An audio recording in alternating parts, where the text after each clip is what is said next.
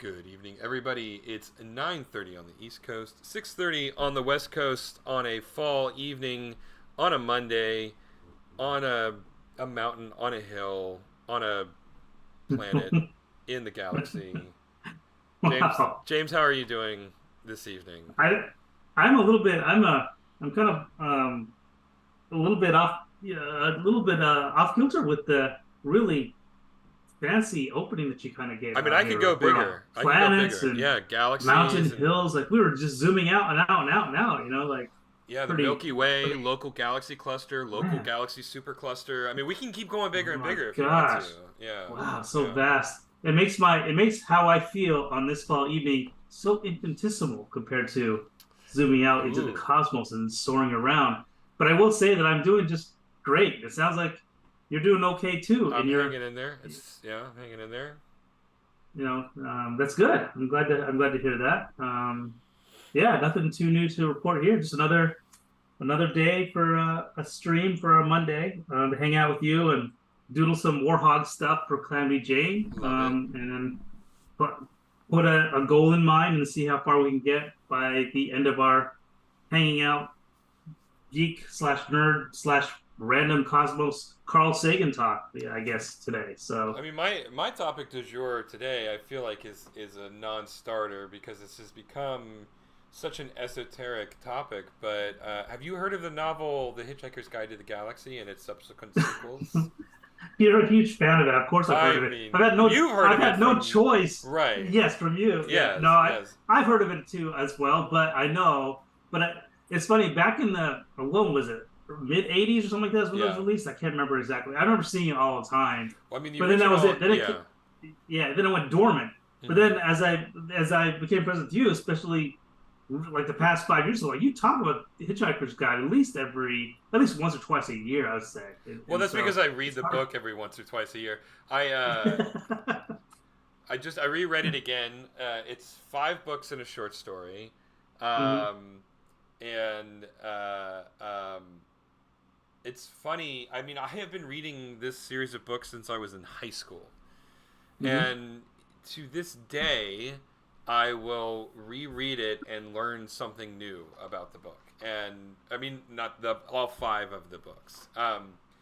And it is just yeah, no, it's like it is some of the funniest. I don't usually laugh out loud when I'm reading books, but I laugh hysterically every time. And again, this is I've lost count of the number of times I've read these books, and I Huh. still there are I'm like it's interesting. It's similar to how movies work, where you've seen a movie a million times and you get excited because your favorite part of the movie is coming up, right? You're like, Yeah. Winter Soldier. Oh, the elevator scene is about to happen. Oh, I love this fight. One of the best fights ever, right? I know. Well, whatever. Winter Well, Soldier. we know Wow. your You had distaste. me until you said that. If you could have used any other movie besides Winter Soldier, anything Yeah, Captain America, I not. mean, But come oh, on. anyway, That so was a yeah. great fight sequence. Say what you want Uh, about Captain America, but that was a great fight sequence. I wish I Um, could have enjoyed it, but yeah. Anywho, Oh, okay, so our how about like Mad Max Fury Road, right? And sure. Oh, when now I'm back on. there we go. You've got me right. I'm back on the train again, Okay, or just like right, that. Yeah, right. When yeah. Furiosa gets to the canyon, right, and she's trying to Any negotiate. any any Yeah, moment in that movie you could pick, and exactly. yeah. So you look forward to that part. And you're like, oh, it's the part. Oh, it's the Mhm. tornado Yeah, scene, right? Exactly. yeah, Oh, what a yeah, lovely, lovely day, right? yeah. Uh-huh. I do the same thing with Hitchhikers. I'll read that. And I'm like, oh, good. It's the it's the scene when they're in Milloway's, the restaurant at the end of the universe, when the cow actually walks up to their table and says, "What part of me would you like to eat for dinner?" Oh my gosh. or Wow, look at that genuine laughter from Eric here oh my tonight, god, from or just just like revisiting that for the oh. umpteenth time. I know, and it doesn't. I've read the book so many times, and I never get tired of it. Uh, It is a funny line. yeah. Oh, I know, and it's just like the sheer absurdity of it. But the thing is Douglas Adams is actually really smart, and he actually knows a lot about physics and the what it takes to travel in through space and And so amidst this just colossal tome of absurd comedy, there is an underpinning of actual science, and it's Yeah, a little yeah. bit ridiculous. Yeah. It actually has some rooted. It has some strong girders underneath the funny, silly story. Mm-hmm. Yeah, Mm-hmm. yeah, And yeah. yeah, and like uh in the third book, Life, the Universe, and Everything, the main spaceship that they get around in is called the Bistromath, and Mm-hmm. basically its whole premise is that trying to separate a single check in a group dinner is extremely hectic, and people will keep constantly changing the math, and this sort of influx state of numbers is actually the most impressive or like a powerful way to calculate travel between points in the universe. And so the whole engine of the ship is a bunch of robots having dinner Uh-huh. at an Italian bistro. Oh, that's really funny. And it's just like the coordinates that you go to are basically written down on the receipt, and it's so absurd. um, Wow. but it's brilliant. And I mean, like, it's just such a shame though that the last book, Mostly Harmless, which came much later. um, the original Hitchhikers was written in the very late 70s, and then a bulk of the Mm-hmm. books, like The Restaurant at the End of the Universe, Life, the Universe, and Everything, and Mostly Harmless, were written up through about like 1985, maybe Mm-hmm. 88. But Mm-hmm. then Mostly Harmless didn't come out until 1992, so it was Yeah.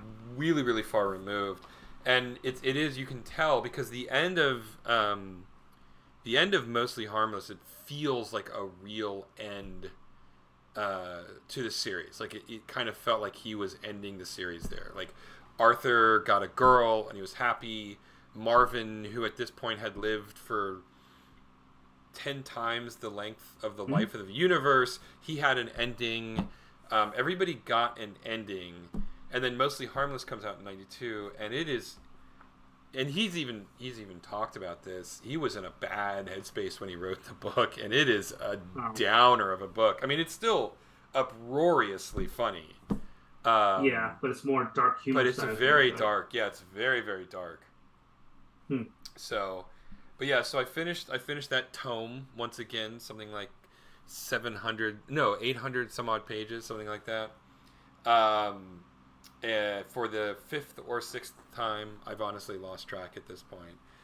But I was still in a Douglas Adams mood, so now I've moved on to Dirk Gently's Holistic Detective Agency, Mm-hmm. which is a different series. And I've only read it once, so I'm rereading it again for the first time. And it is amazing to me how little I remember of it. I mean, I remember like these key beats, these key scenes, but the vibe is, it's so incredibly different compared to um, uh, uh, the Hitchhiker's books, Yeah. right? Yeah. Anyway, so that's my whole spiel. That's how I wound up. I haven't played many video games. I did see actually a good movie. We can talk about that. But yeah. Anyway, that was like an almost 10-minute digression. What are Well, you you gonna love be? What are you Hitchhiker. gonna be? Yeah, I mean, what are you gonna be animating tonight? Well, yeah, well, we're definitely going to continue that. Let me go into animation mode, but yeah, I want to go back to Hitchhiker's Guide for a second too. Okay. But yeah, as far as animating tonight, let me share my screen. I'm going to be working on the Warhog profile view here. Okay. Um, reacting to Leon and Calamity. About to have them both, at their, they're at his mercy, and then he does that faint and falls Mhm. off Mhm. screen. So I have a pose here. It's more a profile pose, but I don't like the. I mean, this is a great generic profile pose for the Warhog here, but I'm actually not. I'm going to depart from this pose and actually draw it more like this drawing here. I'm actually going to play with it a little bit. I'm going to use parts of it and kind of riff a little bit, but I'm not going to stick completely to what I see here. Okay. Um, but we'll All right. see where I end up with by the time we're done talking about stuff. Um, but let me. But as we're, I mean, you're the one that started this whole Hitchhiker's Guide to the Yeah. Galaxy thing. So what's funny is this is one of like it should have been in part of my. It should have been part. It should be a rule. Like if you like sci-fi, you like Star Trek or anything, you should have at least read Hitchhiker's Guide. So I am guilty of never reading it. I've Mm-hmm. never read it. I've always seen it, always wanted to read it, never got around to it. I did try watching the movie and I just fell asleep. The movie Sadly, is not great. There are yeah, it's the just yeah. that's the impression I got. It just doesn't really capture what the book is really about, right? It well it I did watch it actually after I finished rereading Hitchhikers. I rewatched it. Okay, All of the parts of it that are just taken directly from Douglas Adams' original works are phenomenal. I mean, but that's just okay, because it's like, Stephen Fry narrating passages from Hitchhiker's Guide to the Galaxy. How is that not amazing, right? They mm-hmm. cast Bill Nye as Slarta Bartfast, who is the architect of fjords on Earth. Mm-hmm.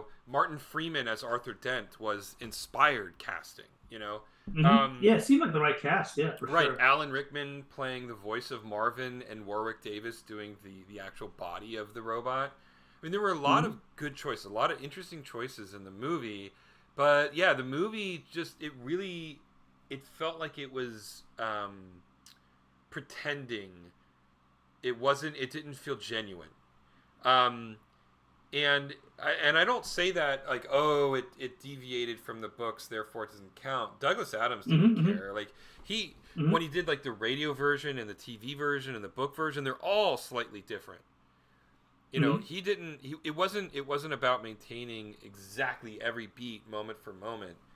It was more about just retaining the essence of the story, and in that sense, the movie does that. There was just some weird decisions that were made that I thought were a failure. I will open this. I love Zoe Deschanel. I didn't used to be a fan Mm-hmm. of hers, but then after New Mm-hmm. Girl and She and Him, like I really liked her. But the problem is that she was so miscast as Trillian Mm-hmm. that it was kind of hard to watch, right?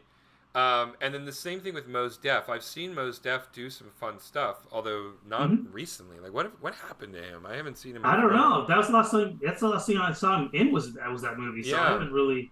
Um, Yeah. but it was such a miscast.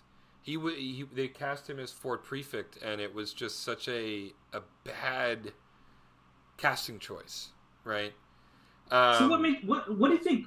What do you think led them to make that decision to cast him? Did you just happen to know somebody, kind of a thing, and that was it? And Not a clue. I really don't know why they chose Mos Def or Zoe Deschanel. I mean, yeah, it, yeah. it, it was it's such a weird like and this is occurring in the very early 21st century, so people were a little bit more okay with this kind of stuff. But like it was a weird race shifting cast, right? Mm-hmm. Mm-hmm. So, like, the idea of Ford being black in the book feels weird given from where he comes from. In the book, he was a ginger, right? Oh, they actually described him as having red hair and stuff. Mm-hmm. Okay, But then, but then on the complete opposite spectrum, Trillian is black in the books, and then really? yeah, and then they cast her as white in the movie, and I'm like, it was just such a So weird. they just flipped around all Yeah, that they stuff, just huh? and it was such a weird choice. Um, and I would love to get like into the casting director's head and go, why? Because like all of the British casting was really good, but like the American cast was just like, why did you go in this direction? This seems really weird. Um, Mm-hmm. but yeah, so and then the parts of the movie that were just taken directly from the book were fine, but then they changed a bunch of stuff. Like they go to Vogsphere, which is the home planet of the Vogons. But in the book, Vogsphere is completely abandoned, right? But in the movie, it's turned into this big, and it's like this big industrial bureaucratic space, and that's fine. I didn't have a problem with that. The problem is the reason they went there was so pointless. They added this storyline of Trillian being kidnapped, which is just Mm-hmm. really dumb, and they have to go to Vogsphere and get her and free her through the process of bureaucracy, right? And it was just it was a funny premise, but I don't think it was particularly well done. Hmm. And then they brought in John Malkovich as this weird villain character that I never really understood what the point was. And he was sort of the nemesis of Zaphod Beeblebrox, who was played by Sam Richardson. Not Sam Richardson. Um, uh, uh, um, oh my God. Why am I forgetting his name? Sam Rockwell. Okay. Sam Rockwell. What? I totally forgot Sam Rockwell's in that movie too. Mm-hmm. That's such a good cast. Yeah, he was. He was great casting for Zaphod. But they did this weird thing in the book. Zaphod has 2 heads and a third arm, right? Mm-hmm. So he's this really weird looking guy. But instead, and that's just the way his species looks. Well, he had the third arm attached after the fact, but his 2 heads are, in Restaurant at the End of the Universe, they use a seance to channel his great-great-grandfather to get them out of a bind of a Vogon warship bearing down on them. And his great-great-grandfather has 2 heads, right? But in the movie, they fabricate this weird fiction where they split his head in half to hide the plans of the location of Magrathea, which is the factory where they build planets, which is all part of the book. But in the book, it was more like they just fried synapses in different parts of his 2 head brains. And so the way they handled his 2 heads was not great. It didn't make the story better. It made it worse, actually, right? Huh. I mean, that being said, it was watchable, Yeah. It wasn't, like, by any stretch of the imagination, the worst thing I've seen. The cast was phenomenally good, even if a few of them were miscast. Yeah, I mean, it does not compare to the book at all. So they added just a couple of side beat storylines to it, but then would you say it was actually as far as the actual main story, do you think it was pretty faithful to the book then? To a point, the ending completely botched it. They did this bizarre happy ending where Trillian and Arthur wind up together, which makes 0 sense for the 2 characters, and the Earth is restored, which also, I mean, I guess is fine. Like in the actual book in Hitchhikers, they do get to Magrathea. They do go to the factory. They do see that Earth is being rebuilt, but you don't ever really see what happens to it from there. So it's not unreasonable, at least within the context of the first book, that the Earth could be restored, but it doesn't really work. I don't know. The happy ending felt very disingenuous for a Douglas Adams story. Douglas Adams kind of, as a general rule, as in my memory of his works, he doesn't usually do just regular happy endings. Right. Mm-hmm. Now, obviously, So Long and Thanks for All the Fish was kind of an exception to that, but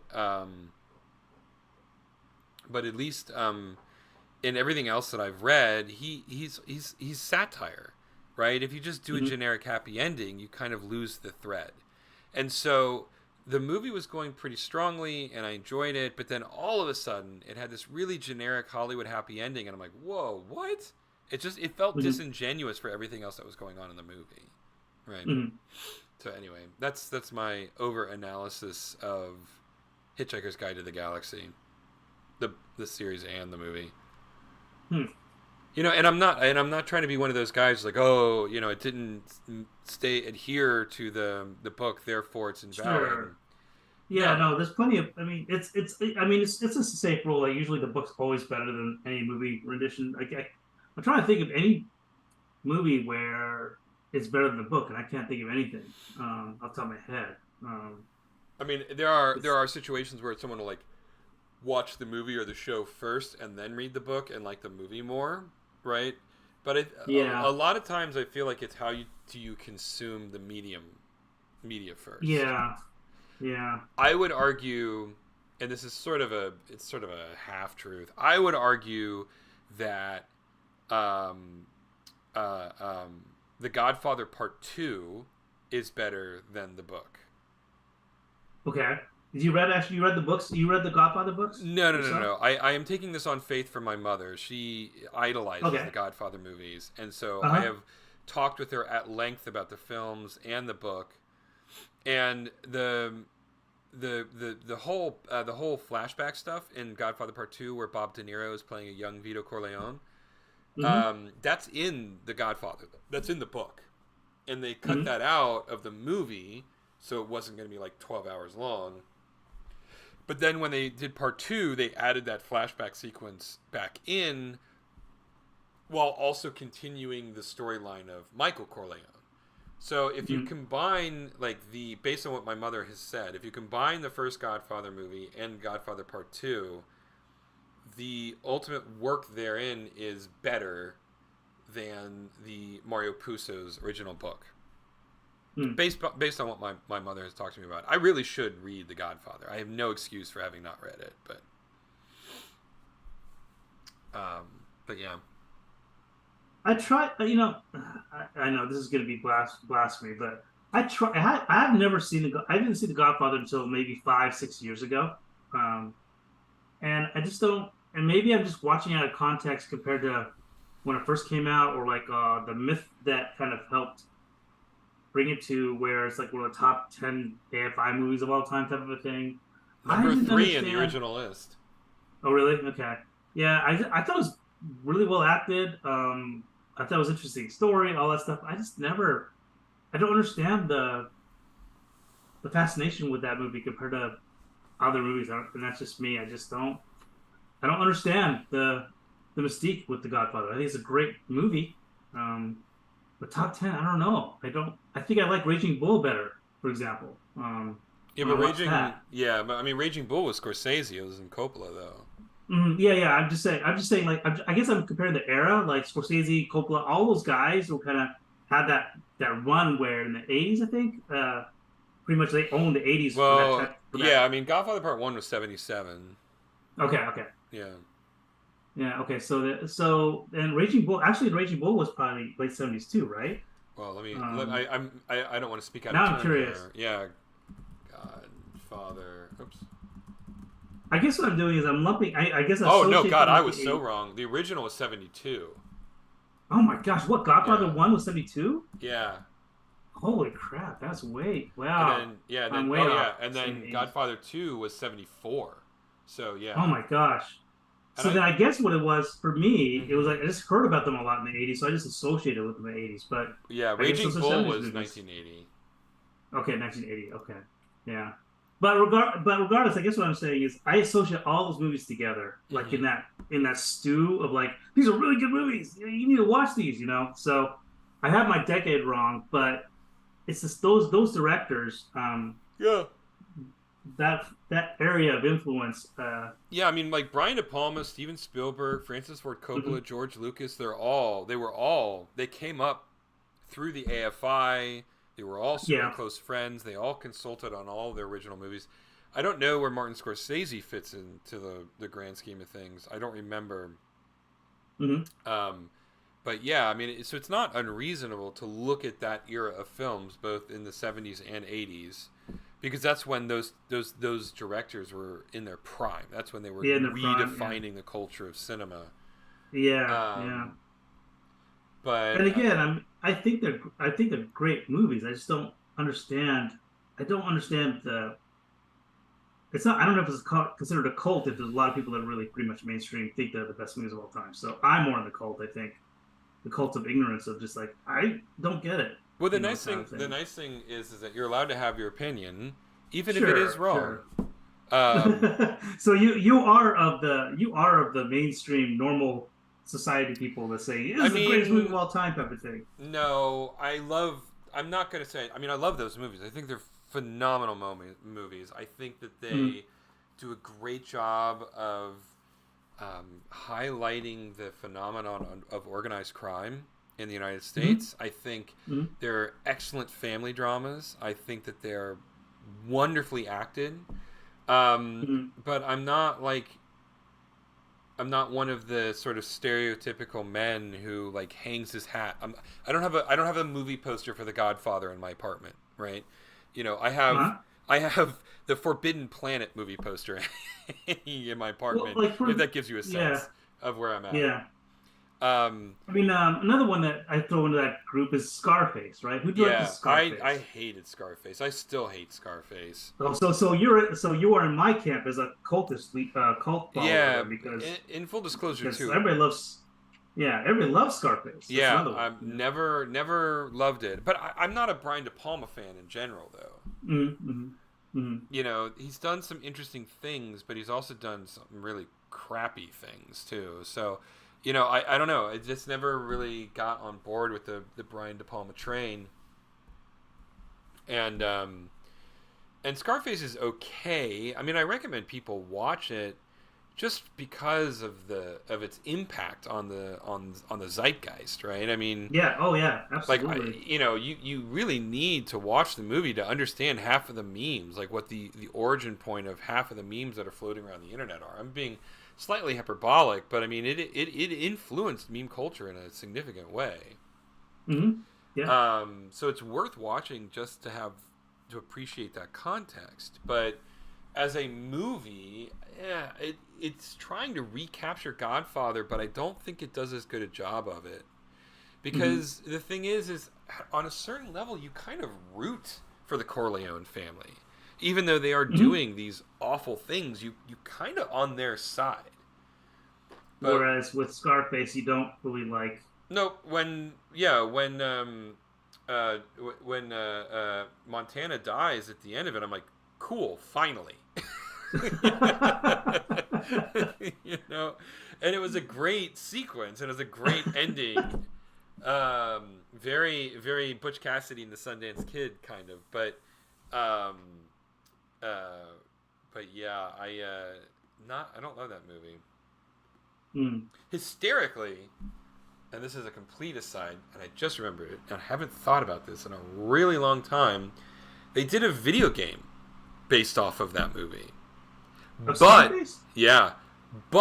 it's not like a retelling of the original movie. It picks up the opening cutscene is Joey Montana, right? Joey? Is it Joey Montana? Lying face down in his fountain after being shot up. You know, say hello to my little friend, right? Yeah. But then it's like it pulls like an Ishmael. Like the reports of my death are widely exaggerated, and it turns out he somehow survives. And so the whole premise of the game is he survives, and now he has to rebuild his drug empire. Oh my god! Which I thought was almost hilarious. That's kind of like sacrilegious, isn't it? Sort of. A little bit, yeah. But this was in a period of time when like everything was on the table. I mean, they did a Godfather video game, which I never really played, and I don't know that it really captured.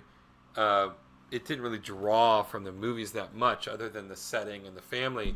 But they got James Caan to reprise his voice as Sonny Corleone. But they've got like a guy who at this point is in his late 60s, who is drunk and smoked his whole life. His voice is completely ravaged by time and vice. Doing the voice of a kid in his early 20s.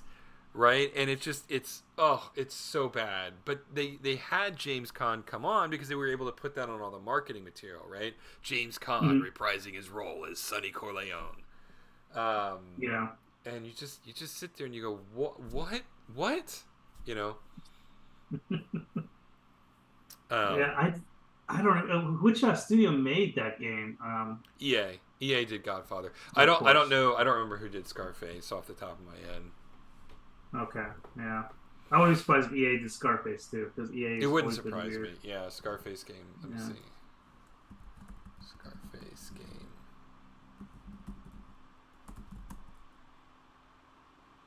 Oh, it was Vivendi. It wasn't EA. Oh, I haven't heard that name in a long time. But anyway, yeah, that was a massive aside there, but there you go. Yeah. This is all we went from Hitchhiker's Guide, and then you were going to bring something else up. Oh, and I just completely. I started back to Hitchhiker, so I won't talk about the movie for a second. Yeah, but no, there's something else you had. You had something else that you were going to mention as well. And I can't remember what it was. Yes. So I watched on kind of a lark because I was just looking for a random movie that I hadn't seen. I watched a Guy Ritchie movie this weekend, and James, it was really good. What was it? The Covenant, starring Jake Gyllenhaal. It's a war movie. It's about the Afghanistan war, actually. When did this come out?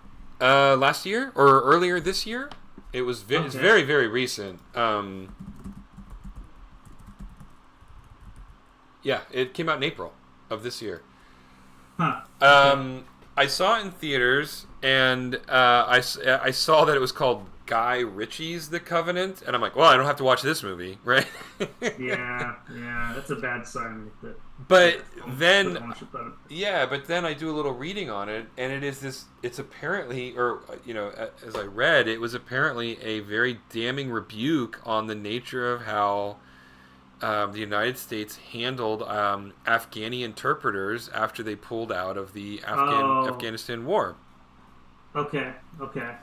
And I think I vaguely remember seeing a trailer for this. Yeah. And so mostly it's an action movie. And the performances are actually really good. I really like Jake Gyllenhaal. I really like the guy who played the interpreter. The script was, middling because it's Guy Ritchie. I mean, like, the characters say things. I'm like, I don't think a human being would actually say anything like that, but fine. But fine. But yeah, I mean, the action sequence was really strong. Jake Gyllenhaal was really good as like a Spec Ops kind of character.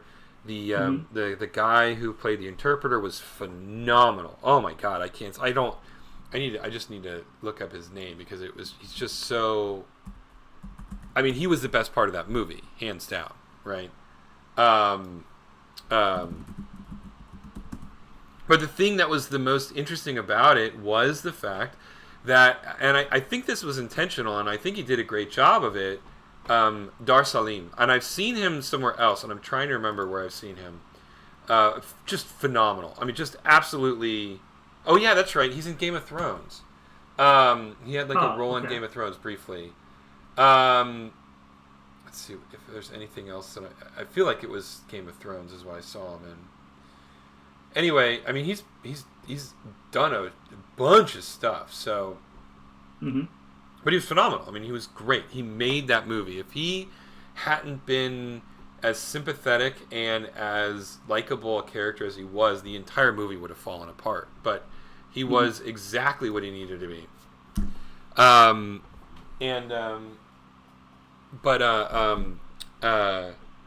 Sorry, Penny jumped up on the couch and she's snoring behind me. I keep getting distracted.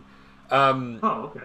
But the about halfway through, so you get past the midpoint, and we're in the second half of Act 2, and Gyllenhaal has survived, and he's back in America, and his interpreter who saved his life, and I won't go into too many details, he's still stuck in Afghanistan, right? Yeah.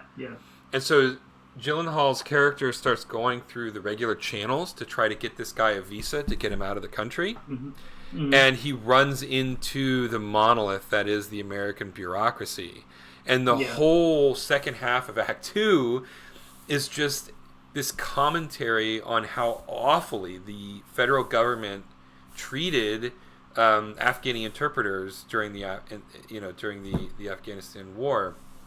And I'm like, wow, that's really bold to kind of take an actual stand, right? To actually have a platform like a Hollywood movie and then say something that's somewhat controversial, right? Yeah. And then the last act is just another big action sequence where everybody, is rescued and we get out alive, and that's fine.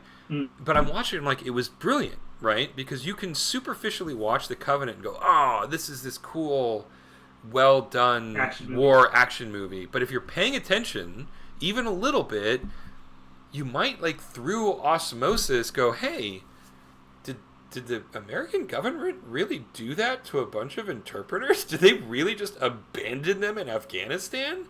Right? And it's like, the answer is, yeah, we did. Like, there's something like 300 interpreters who were killed in the days after we left Afghanistan, and there's still thousands more of them in hiding in the Middle East. They were promised visas to get into this country. They were promised a way out by doing this, and now they're trapped in this place where they become the enemy, And it was really cool. No, cool isn't the right word, but it was really impactful that a filmmaker like Guy Ritchie was able to sneak in a very, very valid, interesting piece of political commentary through sort of the wrapper of an action-packed war movie. And I really liked it, and I wish I had seen it in theaters, actually. Oh, you would have felt good. You would have liked to have seen it big. Yeah, it would. Yeah, the action sequences were quite fun. Yeah, really well done. Really, really tense, but but interestingly, like, not graphically violent. I mean, people would get shot, and there was blood and there was violence, but it wasn't like John Wick, right? Where a guy gets shot and, like, blood splatters like a geyser. Yeah. It was part of a spectacle. Yeah. Yeah, it was a lot more realistic in terms of the nature of what the violence is like. And it didn't glorify the violence like Black Hawk Down did, right? Which I thought was another really excellent movie about the sort of it was a commentary on the awfulness of American foreign policy in these countries that we know nothing about, right? Though I thought Ridley Scott indulged way too much in the senseless violence of it all, almost to the point of, are you making a commentary here at Ridley Scott, or do you just really like the violence, Yeah. But that being said, I did like Black Hawk Down. I did think it was a really good movie. But anyway, so I watched that and thoroughly enjoyed it. I would definitely recommend it. It's not... I don't think it's gonna be remembered in the annals of cinematic history, but I thought it was really cool that they actually took a stance, and couched it in a really interesting, or not interesting, but entertaining action movie. I mean, once in a while we get movies like that with the commentary, on the system on war, again, let's go back to the 80s, like Platoon. Wasn't that one of them? Yeah, Platoon. Or, Apocalypse Now, back if you go farther back, right? Yep. So it's kind of cool to see that they, Guy Ritchie's doing this. It's cool. It's almost like, is it an homage to those other movies that are kind of doing the same critical type of thing? I wonder. Yeah, Hamburger Hill. Yep. Huh? Yeah, Hamburger Hill's another one. I haven't of seen them. it, so. Yeah. Yeah. The Deer Hunter, another classic, talking about the atrocities of war. Full Metal Jacket. But all of those are basically talking about the Vietnam War, and and I think it's valuable, like, speaking to that point, that he contemporized it by bringing it into Afghanistan, right? Because I mean, the Afghanistan War, it was an awful, awful thing that so many people died needlessly because of the bungling of U.S. foreign policy in that region, and it's interesting that we haven't seen more of those types of war commentary movies, I guess, and again, back in the 70s and 80s, and I guess 90s, it wasn't always about, I just feel like this kind of goes back to just even a conversation we've had before, where you're more jaded because movies are now, like, superhero movies studios are obsessed with making the dollar first versus making art, and I think that's still kind of the case. I don't know when we're going to get out of that and we'll start making art again, but you have to rely on these smaller houses to see art at this point and have a commentary that may rub the American brain the wrong way or something like that, but still needs to be spoken. Still needs to be said. There's only a few studios that do that. Like I think is it A24, Annapurna Pictures. Those are the ones that come to mind for me that are willing to risk doing art and putting a budget behind it to do stuff. Focus, yeah. No, Focus will do stuff like that too. Although I do think like if it's going to be a war movie, it would have to be different than what The Covenant was if A24 were going to be distributing it. Because I mean, The Covenant is an action movie first and foremost, and I mean it's an action movie, and I think my father would like it, right? You know, but if A24 were to do a war movie, I don't think they could do it in the same way, right? And you know, I don't. The Covenant wasn't really like a high budget movie. There wasn't a ton of special effects, and other than, I mean, I think Jake Gyllenhaal was the biggest actor in the whole thing. So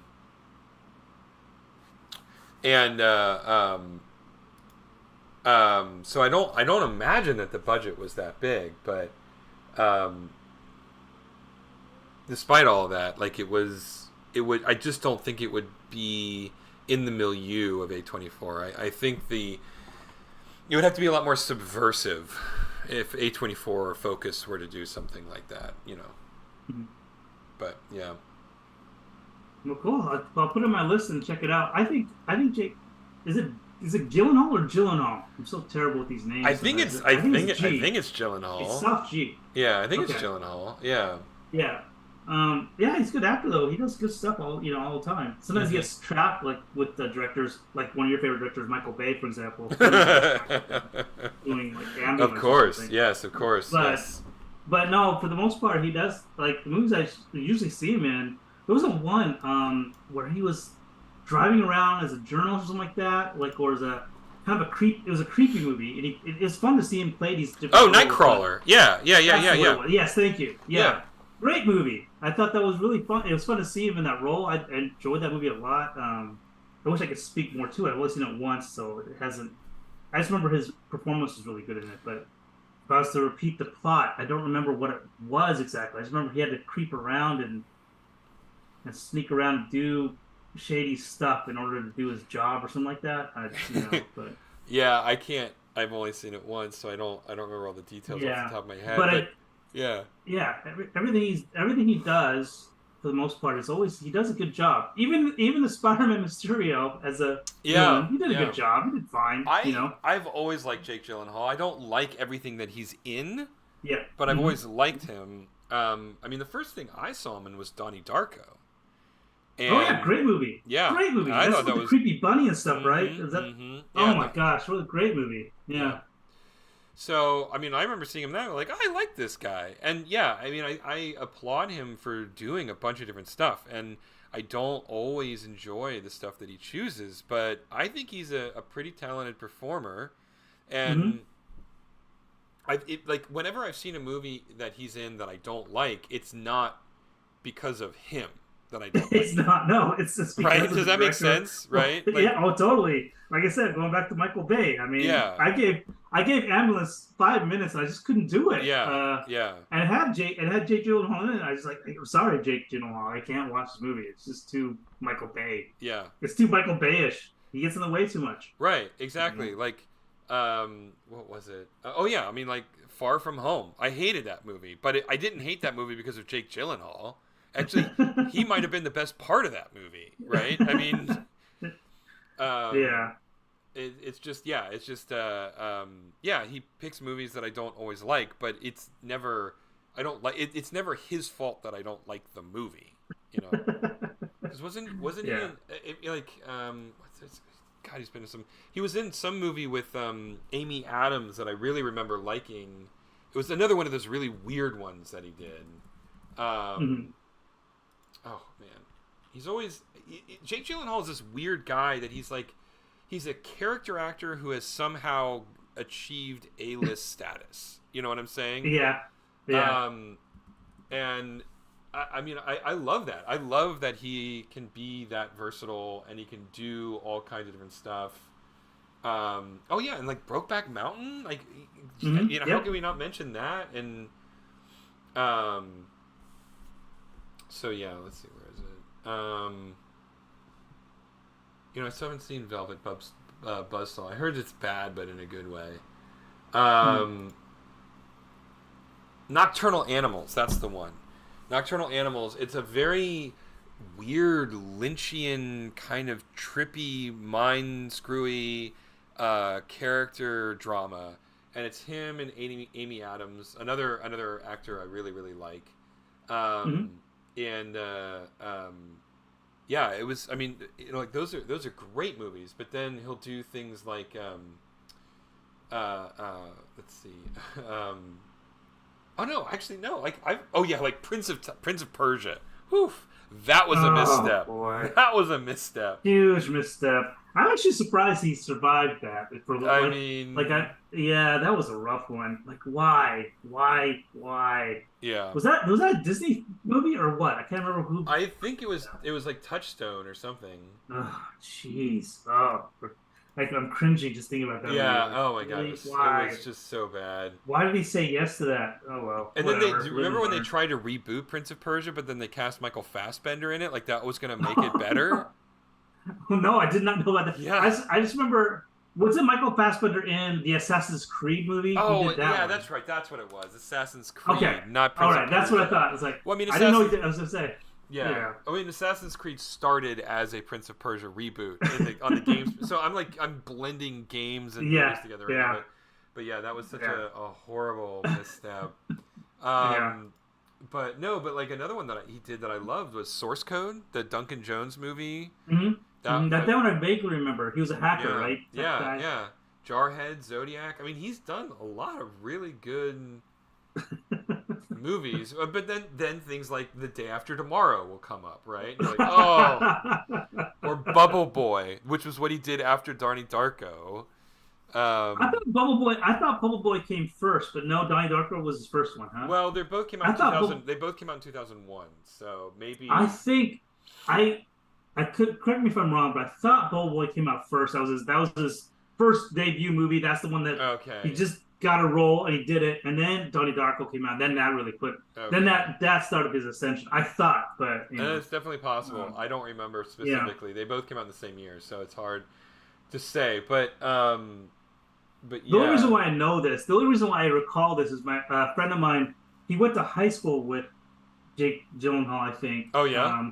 And he's like, he's in Bubble Boy. Now he's gonna do. Now he's going crazy. And I used to go to high school with this guy. I remember there was like a weird kind of side story about that. Every once in a while, yeah. My buddy Kevin, when he was living in Silver Lake, when Leo DiCaprio was coming up, they didn't know each other, but like Kevin remembers being in a coffee shop that Leo came to all the time, and every time DiCaprio came into the coffee shop had a different woman hanging off of his arm, and he's like, this guy's gonna be a star, and sure as crap, I mean, he's still the same. Apparently he is. Like, he still goes to that coffee shop in Silver Lake, and really? every time he goes back, there's a different woman. That's so funny. But and it, somewhat unrelated, but kind of related. I'm really looking forward to Killers of the Flower Moon. I love when Scorsese does non-gang type movies, and this is and I also, this is something that I've, like, as I've gotten older, I'm really getting interested in, is the just Native American history in this country, because it's such a huge part of the history of this country, and it's so rarely talked about, and there's so much interesting stuff, good and bad, to learn about Native American culture. And so this the Killers of the Flower Moon is about an awful period in early 20th century America in northeast Oklahoma, about it's too complicated to explain here, so suffice it to say it's a tragedy that was enacted against a tribe, the Osage tribe of American Indians in Oklahoma, and I did an article for work about it, and then so you have to do a little bit of research to be able to do it, and it's just like how it's just the things that we should know about that we do not learn in school, and you're like, why was this not taught in school? It's an absolute tragedy, but I'm glad that that Scorsese found this story and is bringing it to light, because it is. I mean, it is really an important thing that I think we need to talk about, And it's coming out when? It comes out really soon. Really soon.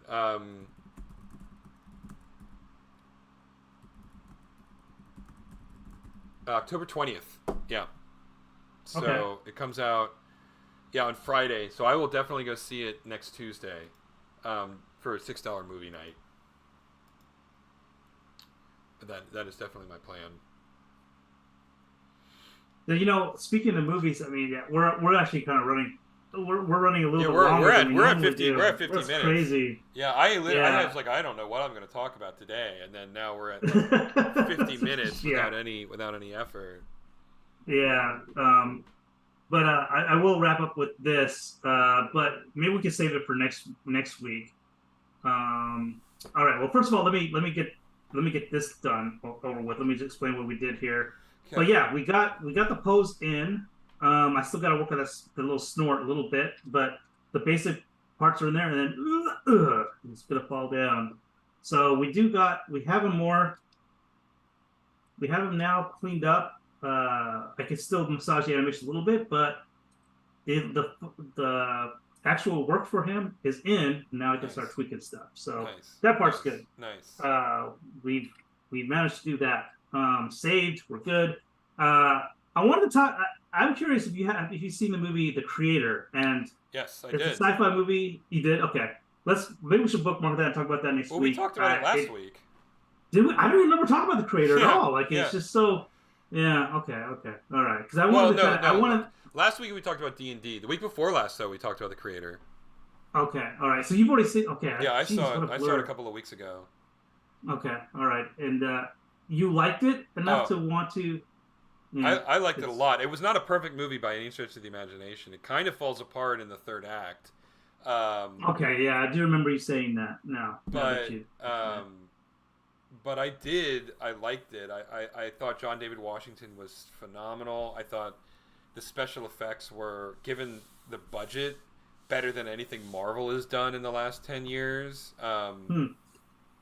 Man, I must have been really. Maybe we talked about it offline. Maybe we didn't talk about it on one of the streams. Or I was really engrossed in animating something. I mean, that's possible. And yeah, but I don't know. But normally I wouldn't. But yeah. Anyway, whatever. But we don't have to worry about that now. We don't have to bookmark that at all. You've already talked about. Well, it. We'll check if we already talked about it. Then we'll table that for next week. But otherwise, we can loop back around. I did like it. By no stretch of the imagination was a perfect movie, but I did like it.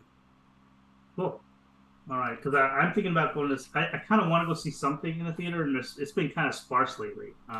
Yeah, it has been. I was thinking about seeing Dumb Money, but I haven't made up my mind about that. But yeah.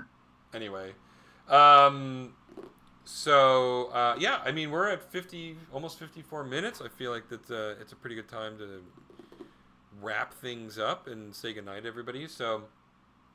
Why don't you head on over, everybody, to calamityjane.rocks. It'll take you to our Patreon site. You can consider becoming a subscriber and helping us make this cartoon a reality.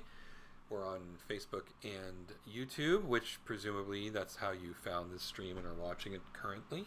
Facebook is where we typically will do updates just about the progress of the show and whether the stream is going to get canceled, etc., etc. So it's worth subscribing there.